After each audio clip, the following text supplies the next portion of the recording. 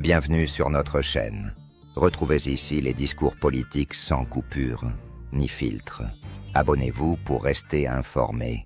Monsieur le ministre des Armées, lors du dernier sommet de l'OTAN, les principaux pays européens ont annoncé l'objectif de consacrer 3,5% de leur PIB à la défense. Cette appréhension des périls qui planent sur l'Europe et de la nécessité d'une montée en puissance de ses capacités militaires est à saluer. Elle le serait encore plus si elle n'était aussi tardive et si elle n'avait nécessité l'injonction des États-Unis pour voir le jour. Mais des divisions profondes sont apparues entre Européens, masquées tant bien que mal par un communiqué d'une maigreur inaccoutumée, véritable haïku diplomatique.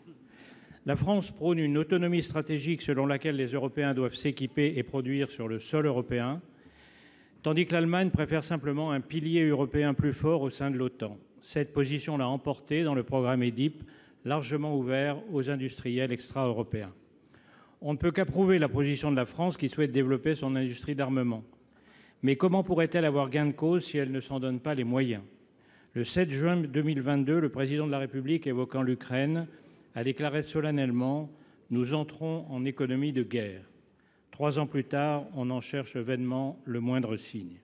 Le syndicat professionnel de l'aérospatiale indique que les commandes du ministère des Armées ont diminué de 33% de 2023 à 2024. En 2025, faute de nouvelles commandes de l'État, les PME ont de sérieux problèmes de trésorerie et les grands groupes doivent payer leurs fournisseurs pour des contrats qui devraient déjà avoir été signés.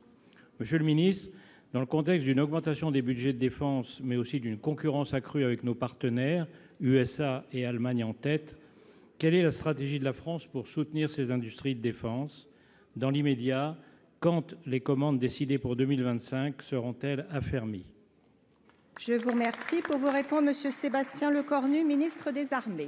Merci beaucoup, Madame la Présidente, Mesdames, Messieurs les sénateurs, Monsieur le Ministre, Monsieur le Président Malhuret. 3 aspects dans votre question. Le premier, les commandes. C'est un peu le droit de suite des 2 heures d'audition que nous avons tenues hier sous la présidence de Cédric Perrin en commission de la Défense et des Affaires étrangères.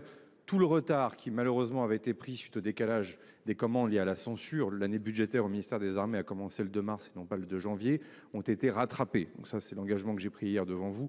Je le redis ici. Deuxième des choses, vous avez 268 milliards d'euros de commandes sur la LPM actuelle, 20 milliards d'euros pour cette seule année. On est sur des chiffres qui sont inédits en termes de commandes. J'y rajoute l'export. On est pratiquement sur la 3e année en 2025 consécutif de résultats à l'export qui sont très prometteurs, pratiquement autour de 20 milliards d'euros. Donc globalement, les commandes sont bien là. En tout cas, de manière historique, elles sont là, c'est incontestable. Et surtout, en plus, nos partenaires à l'export les portent. Le vrai sujet, c'est désormais l'augmentation de cette économie de guerre.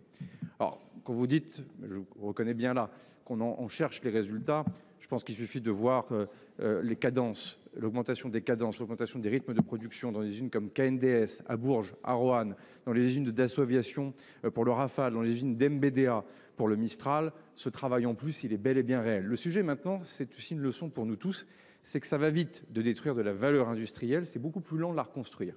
Et on le voit bien, ces fameux dividendes de la paix pendant toutes ces années 2000, la RGPP, la délocalisation de certaines filières, y compris pour nos munitions.